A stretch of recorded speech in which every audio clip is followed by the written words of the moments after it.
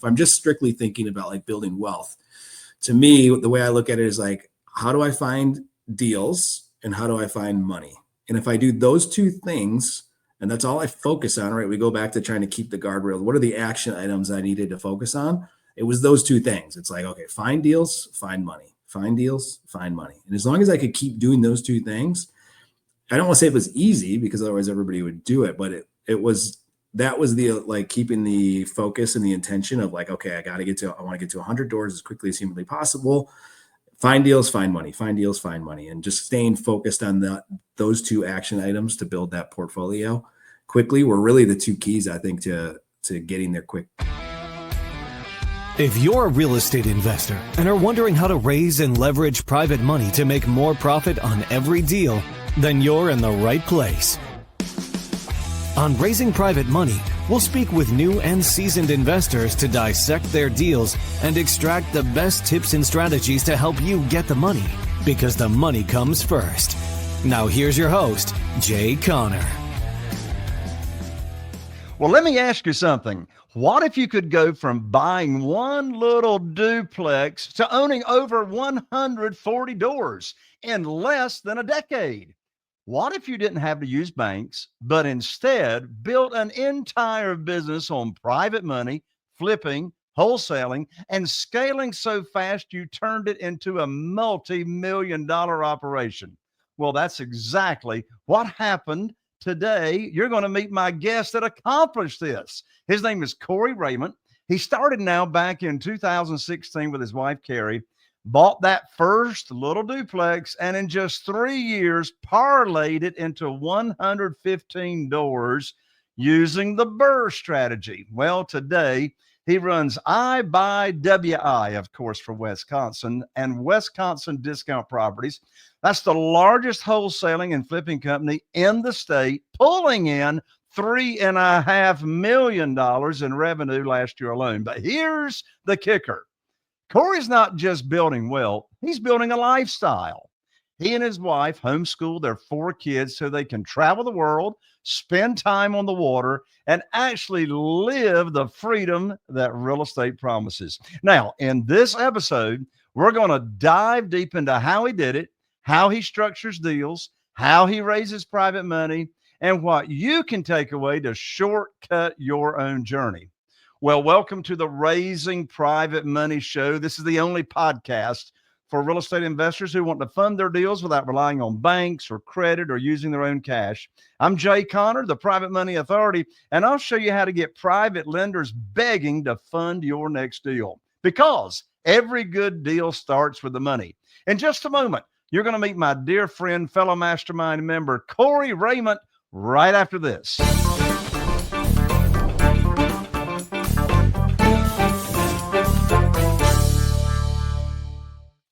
Well, Corey, welcome to the show, my friend. It should be welcome back, Jay. I was on here like 4 years ago or 5 years ago, I think, man. It's been a while, man. Corey, that's been too long. I'm glad to have you back. Well, look now, I want you to take us all the way back to 2016, when the story began. What gave you the conviction to buy that very first duplex? And did you have any idea that it would snowball like this? No clue, man. I mean, you always have that big vision. If you're I think a lot of entrepreneurs, especially when you're starting a business, you got to set some goals and some, they call them the BHAG goals, right? And, there was probably some of that. One of the big goals for my wife and I was to get to 100 doors as quickly as we could. And what do you want to call it? Like the scary part about that is getting that first one. When you have 0, you're like, how in the hell am I ever going to get to 100? I don't even have 1, right? So there was definitely a lot of fear, but a good friend of mine who's in the real estate business as well. He's got like 6,000 units, crazy unicorn animal. But I remember he always talked about like intensity level. How intense do you want a certain goal on a scale of 1 to 10? And right, and people who are at a 10 are going to do anything they can to get to said goal. And I think for me, when I got into this journey, my intensity level was probably an 8 or a 9 to start this journey. And so there was a lot of fear, a lot of being scared, all that kind of stuff. But the the intensity to get over that was greater than the fear that was going to hold me back, I think. So that's what got us going. Now you're using this word intensity. Intensity. I'm not sure I've heard someone use it quite like that. So dive deep on that word intensity. How does someone become intense, practically speaking, about achieving any goal? Well, I think it comes down to the motivation, the why, right? Like, why are you doing anything in your day? And sometimes we do it unconsciously and we're just going through the motions, right? And I would say that intensity level is at a pretty low level, right? When we're actively pursuing something and we want it really, really, really bad, I guess, if I'm going to put it just in those kind of terms, that intensity level, if it's consuming our thoughts, our actions, and everything that we're operating on a conscious level, that intensity level is up closer to that 10 level. And it really depends on how you're going to prioritize certain things. What are you prioritizing your time with, how you're spending your money, how you're, what you're consuming, all of that kind of stuff, I think plays into practically getting yourself to that higher level of a 10, right? And a lot of times when we're talking to other investors who are looking to, pick up deals from us that we're selling or whatever the case is, early on, that's one of the conversations I'll have with people is like, where are you at on wanting to reach your goal? And we'll first figure out what their goal is. Then we'll sit and talk about, like, well, where are you at on how badly do you want this goal? If you had to put it on a 0 to 10, and if they're closer to that 10, then we talk about some of these practical things. Well, what are some of the things you're doing, the actions that you're doing in order to, make sure that you are going to be going at it at that type of intensity level that you need to be at. So when you use the word intensity, it sounds like the same root word of intensity has got the same root word as intention. Yeah. So intensity. So when you're talking about intensity, you're talking about your focus, you're talking about your top of mind awareness, you're talking about the massive action steps that you consistently take to that focus, keeps you on track with. But a lot of entrepreneurs, including myself, we have this challenge called distractions. Mm-hmm. Distractions. So how do you deal with distractions and shiny object syndromes to keep yourself intentionally focused on the goal? Well, that's a tough part for any entrepreneur, I think, Jay, right? Especially in real estate. There's so much under the real estate. Myself, I was having a conversation with another investor a week ago, and that was part of our conversation was like, we say real estate. There's a big old umbrella over the top of real estate, and there's wholesaling, there's fix and flip, there's rentals, there's private lending, there's note buying, there's mobile home parks, there's commercial buildings. There's like so much underneath that real estate umbrella, which I think for those that love this industry, one of the reasons that I love it, and I would say a lot of us love it, is you can never stop learning. There's always more to learn. There's always more to grow in this business. And I think that's one of the exciting parts. It's also one of the traps, right, that we can get into. I used to joke, I used to listen to the Bigger Pockets podcast back in 2016, and I'd call up Carrie, my wife, and I'd be like, guess what, honey? You know what, that whole buying rentals thing, we're not going to do that now. We're buying hotels. Yeah, that's what and of course that didn't pan out, but I would go into that shiny object syndrome. So I think one of the things that really helped us a lot, Jay, early on was getting really clear on what is our goal and why do we want said goal, right? And for us, it was 100 rental doors as quickly as possible. What did that mean if we could get there? That meant that I'd be able to leave my job and do this full time. Or so we thought at the time. Then we got 100 rental doors. We're like, oh, that's not reality. But that was that was what that goal meant to us. So every time, like, I would start to stray off onto something else, like my wife, very good at being like, Corey, that's not our goal. Let's get back to being focused and get really good at this first. And then later on, you can go play and have fun and do all these other things. But first, let's get this goal, because we both agreed that this is what was going to lead us to the end outcome that we were looking for. So I guess to answer the question long-winded, there's having people that you've talked to the goals about that can hold you maybe accountable to those goals and keep you on track of making sure you're staying focused and you're staying after it. The other piece is always just reverse engineering that goal. So when we say 100 doors, 3, as quickly as we can, so on and so forth, we had to start working that backwards to figure out, okay, what does 0 to 1 look like first? And what are those action steps that we need to take in order to get that first one? And then focus on those action items first. Well, it sounds like your wife, Carrie, is a lot like my wife, Carol Joy, because my Carol Joy keeps me out of the ditches. Yes. And my guess is you and I've got a lot in common. Well, it's not my guess. I've known you for 9 years. Yeah. But us visionaries Yeah. and creative people, we're like all over the map, right? Yep. We're all over the map. Oh, I got to try this. I got to try this. Oh, this will make it better. Oh, I never tried that. So therefore I should try that. And we love split testing and we love marketing and we love all those things. Yeah. So with all that in mind, most people struggle to scale past one or for goodness sakes, two rentals. How in the world did you leap from that first duplex to 115 doors in 3 years? I mean, that's like, I know our audience is going, how do you go from one or two to 115 in such a short period of time? Yeah. Well, that was an interesting time too. So part of it was, I think, the market at the time, right? We were still able to do a lot of BRRRR deals. A lot of it had to do too with money, so we use a combination of private money. We use community banks. We have some really good community banks here that were handing money out like candy at a parade, back in 2017 through 2020. They were just giving it away. And so the combination of kind of pairing those things up, it was really came down to, like, for me, I always think of, like, this game is kind of simple when we break it down. If we're looking at buying rentals, right? We have a really good property management company, or a couple of them that we work with. And so for us on the management side of the rental piece of it, we don't really have to be too involved in that. Now, you still should manage your manager. There's a lot of other stuff we go into there. But if I'm just strictly thinking about, like, building wealth, to me, the way I look at it is, like, how do I find deals and how do I find money? And if I do those two things, and that's all I focus on, right? We go back to trying to keep the guardrail. What are the action items I needed to focus on? It was those two things. It's like, okay, find deals, find money, find deals, find money. And as long as I could keep doing those two things, I don't want to say it was easy, because otherwise everybody would do it, but that was the, like, keeping the focus and the intention of, like, okay, I want to get to 100 doors as quickly as humanly possible. Find deals, find money, find deals, find money, and just staying focused on those two action items to build that portfolio quickly were really the two keys, I think, to getting there quick versus, getting distracted with all the other squirrel things that I wanted to get distracted with, and the fun, sexy things. It's not fun and sexy necessarily to just focus on two things if you're a squirrel like you and I, Jay. Well, it really is that simple when you stop and think about it.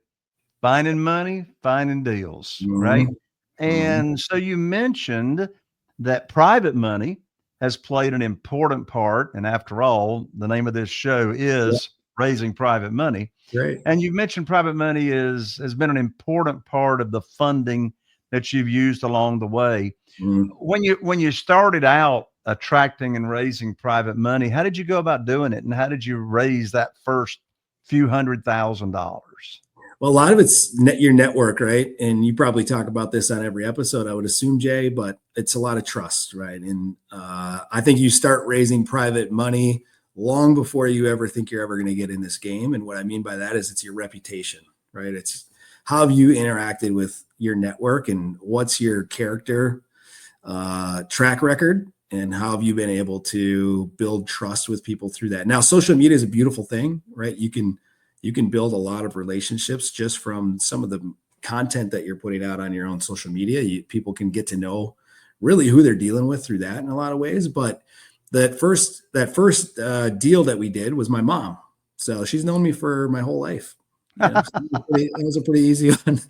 But she, it was just starting that conversation. And at the time, I wasn't very good at it. I didn't have a lot of confidence in that I was even going to be successful. That was a lot of fear for me. It was, man, I have to make this work, because I can't let my mom down, right? Or I can't, like, get her out, or have her lose her money, right? Because she's worked hard her whole life for it. So some ways it was a healthy pressure to make sure that what we were doing was going to be successful, and getting mentors and people to second sets of eyes and all those things. But after that, starting to build that portfolio, that track record a little bit, I started to figure out, like, and really believe, and I think, Jay, this, anything you sell, you've got to really believe in it, or it's going to be tough to sell it. And for me, I really believe that I'm giving people an opportunity to put their money to work in a very safe investment vehicle, comparatively speaking, to some of the other things. And that's come through my own personal experience. I did some stock market, kind of crazy gambling, as I call it, gambling stuff, right, with my money in the stock market. And I lost like 30 grand or 40 grand in some highly volatile stock back in the 2020 days of COVID. Went to zero, went liquid on me. So that was fun. But through that experience, it reaffirmed my belief in having people put their money in real estate as one of the safest vehicles I think you can possibly put your money into. And so I truly 100% believe that.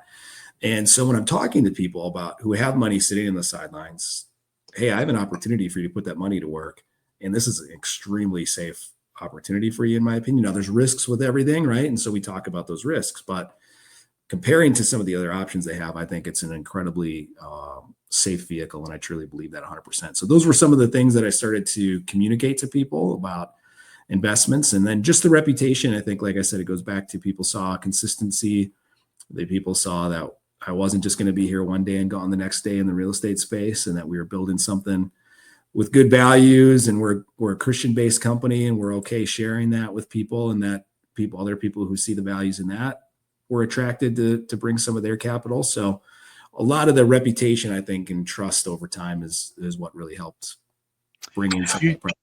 You just said something in your story that triggers me to really dive in and ask you a very, very important mindset question. And when I say mindset, in my experience, Corey, this whole business, private money, real estate investing, the whole thing's 95% having the right mindset, right? You can have all the strategy, all the tools, all the knowledge, all the know-how, but unless we own that real estate between our ears, we're not going to get off square one. With that in mind, what would you say to a real estate investor that's never raised private money? What would you say to them when they said, I'm just not comfortable asking family and friends for money? Yeah. Now, there's more than one leg in that question, right? Yeah. So what would your response be? Your response would probably be a question. Yeah. But what would your response be to someone that looks at you and says, I'm just not comfortable asking family and friends for money? Mm-hmm. Well, you're absolutely right, Jay. My first thing would be trying to understand why. What's the reason behind that? What's their history? What's preventing them from being able to do that? And then starting to dive into their belief in the opportunity that they're presenting. Again, I don't think you're asking them for money. It's just a mindset shift, right? You just talked about that. I love that idea. Is the best real estate we can own is between our ears. And for me, it's really about like that belief in the fact that it's an opportunity I'm giving somebody to put their capital to work. I'm not asking them for money. I'm giving them an opportunity. And so it's just a little tweak in how it's framed in our brains sometimes. I think that once I got that and I realized like, whoa, I am actually doing people who have money rotting away in their bank account at 0.035% or whatever it is in your checking account. If they have idle cash sitting there, and I am being selfish actually by not offering them an opportunity to put their money, I have an awesome vehicle here to give them a great safe return on their money and help them build some extra income or some wealth or whatever they're looking to do to achieve maybe their financial goals. I don't even give them the opportunity. Like I am selfish for doing that.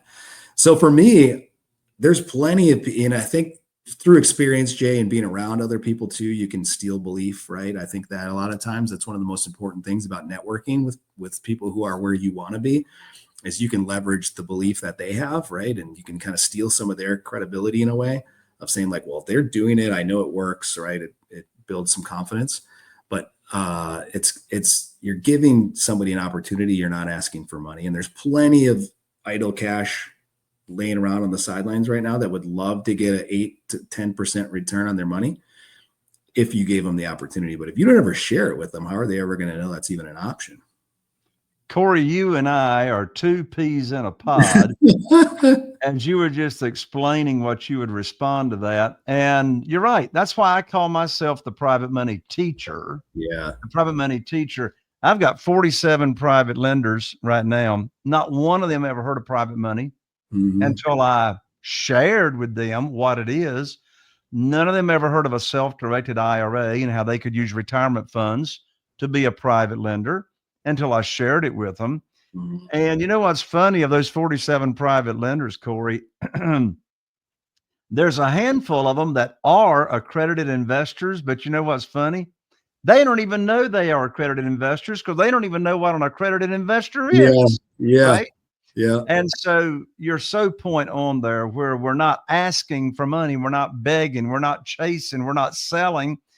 And I know a lot of new people that haven't raised private money are thinking that you got to sell. And now, obviously what comes along with that is a fear of rejection. Well, I say all the time, how can you be rejected if you never ask anybody for anything?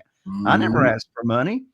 I share what it is. What is private money? Of course, you can do it one-on-one. You can do it at a private lender luncheon, buy people lunch and have your realtor there and your real estate attorney there, your credibility team, and feed them lunch and do a little 20-minute presentation on what private money is and how much you pay. And I'll tell you another big secret that I discovered early on is never talking about a deal or an opportunity on a deal in the same initial conversation as to where you're exposing people to private money, because here's a writer downer, Corey. Desperation has a smell to it. It does. Commission breath.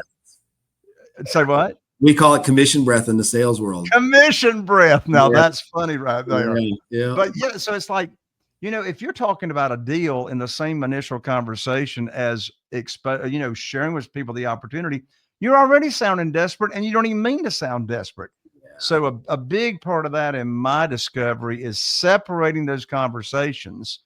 And once they tell me how much they got to work with, and, I'll introduce them to the self-directed IRA company if they're going to use retirement funds.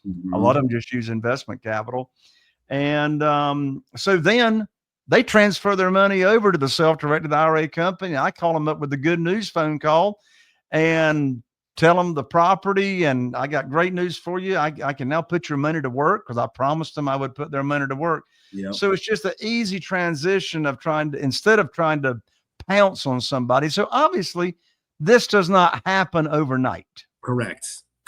Yeah. I think that's important, Jay. What you just talked about, I thought about that. I'm like, man, I've made that mistake many times before of trying to have the same conversation about the deal and how private money works. And I think it's a confused mind says no. And so if you're throwing too much at them and you're chasing them, they feel like in that instance, they're probably going to run away. And so I think that's a really sound advice. And that's why you are the master at private money, man. Thank you. Now, one of your expertises, if that's a word, one thing you're really good at is this thing called the BRRRR method or the BRRRR strategy. Yes, sir. So first of all, tell everybody what the BRRRR method or BRRRR strategy is for those that may not know. And once you explain it, it sort of sounds pretty simple, right? Yeah. But where do most investors mess it up?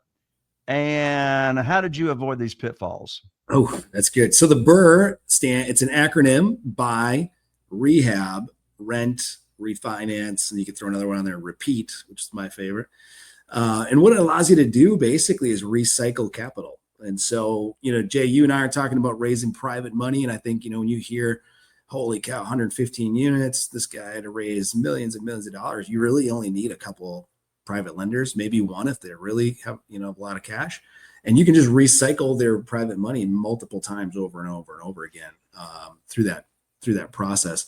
Where people make the mistake, sometimes it's underwriting.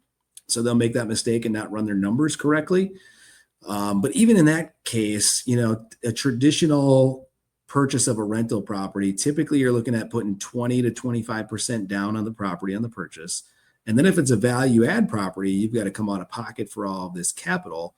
And then a lot of these lenders, they're not going to let you get that capital back out for a while, right? I mean, maybe a year, maybe longer. And so your money's sitting in there tied up, and it's really limiting a lot of growth that you could do quickly, right? And so if you do the BRRRR strategy properly, even if you don't run the numbers correctly, you still should be into that property for a lot less than 20% down or 25% down plus all of your rehab money. Maybe you're into it for 5 or 10% of the total, cost of the project. So where they make that mistake. The other thing I think is important is if you're going to use your private lenders. So the way I've used them in the BRRRR strategy, a lot of times either for the purchase, they might cover the whole thing, which is awesome.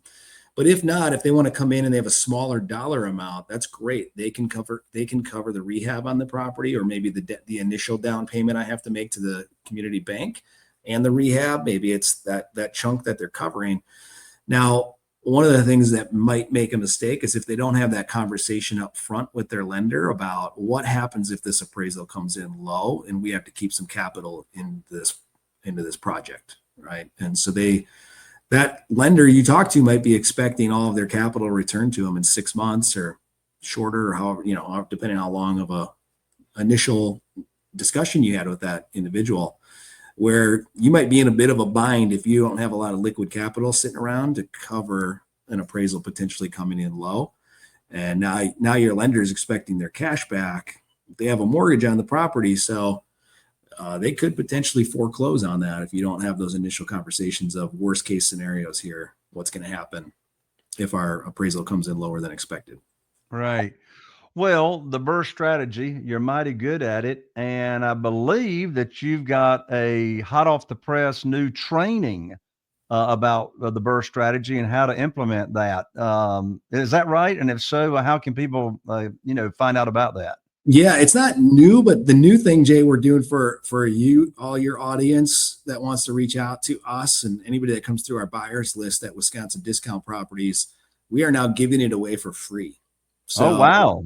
When we launched this thing with our good buddy, our good buddy Tom Kroll helped me put this together years ago.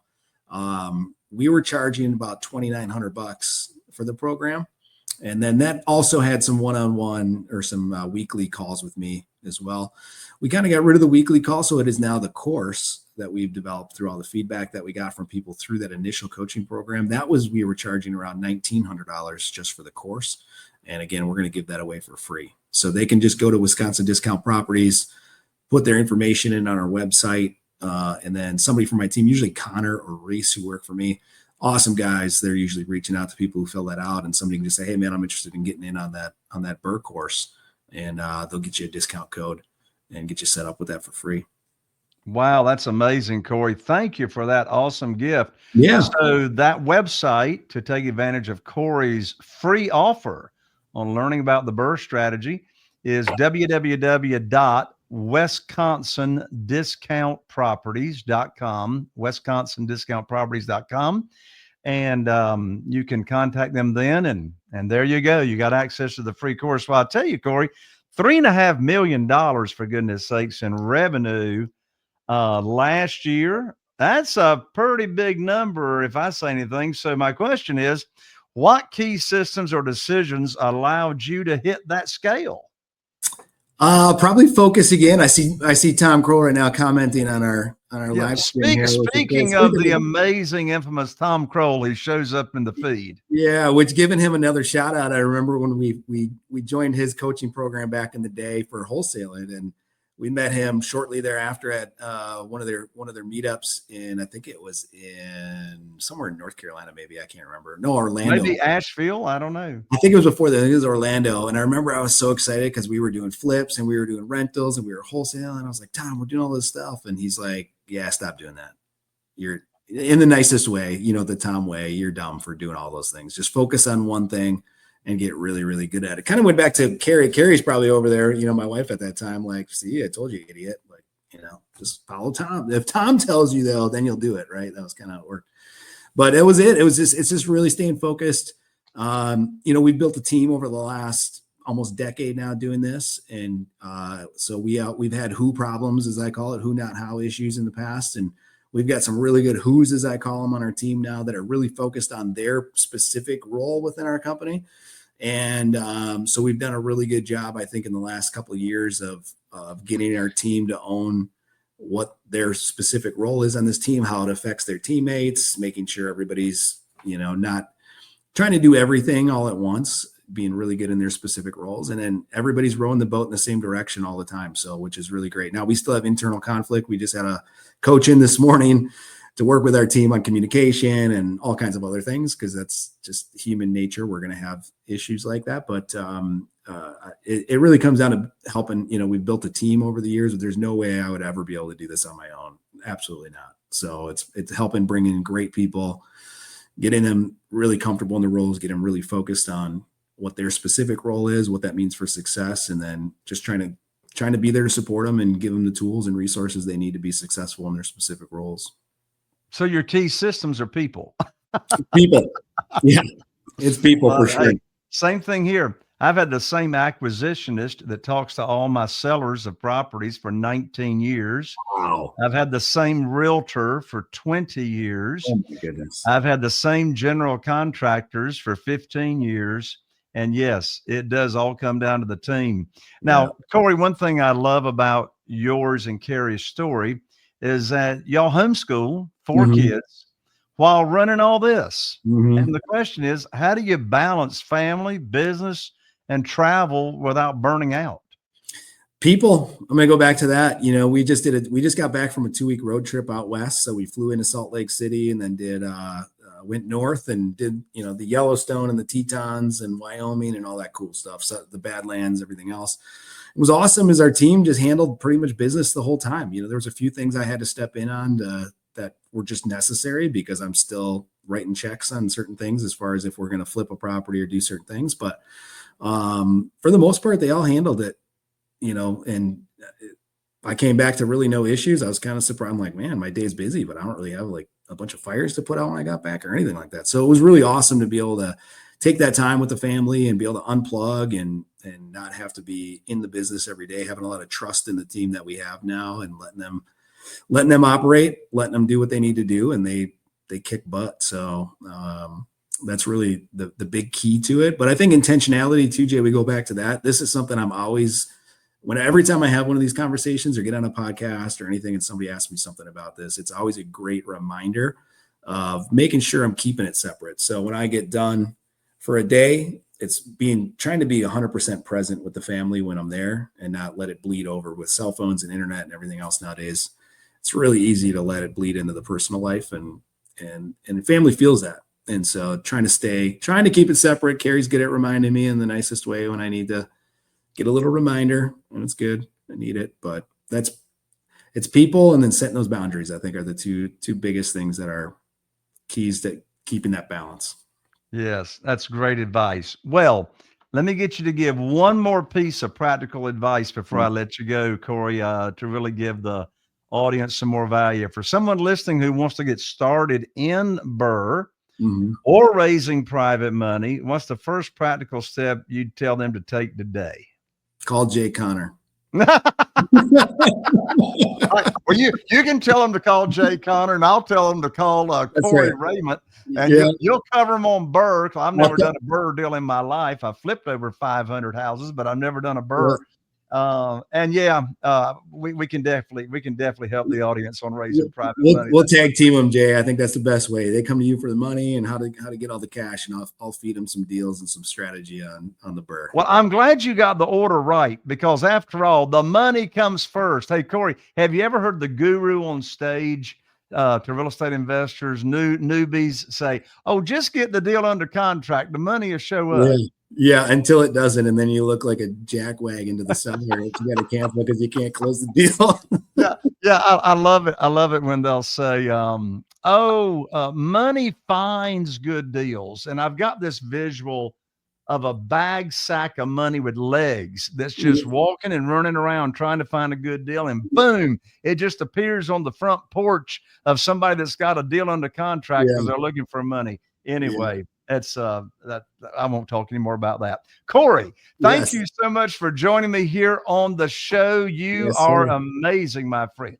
Thank you so much. Right back at you, brother. Appreciate you being on here, and I always love talking to you, Jay. You always bring a smile, dude, and always bringing my happiness level up every time I see you, man. So thank you so much. And again, go to www.wisconsindiscountproperties.com for that free course on the BRRRR method, and you'll be glad you did.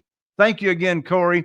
There you have it, my friend. Another amazing episode here of Raising Private Money. And if you found this of value, listen, you're only one conversation away from making an impact on somebody else. Be sure and just share this episode with just one other person that you believe it would make a difference in their life. And give me a like and a review and 5 stars, and I'll love you even more. I'll see you right here on the next episode of Raising Private Money with Jay Conner.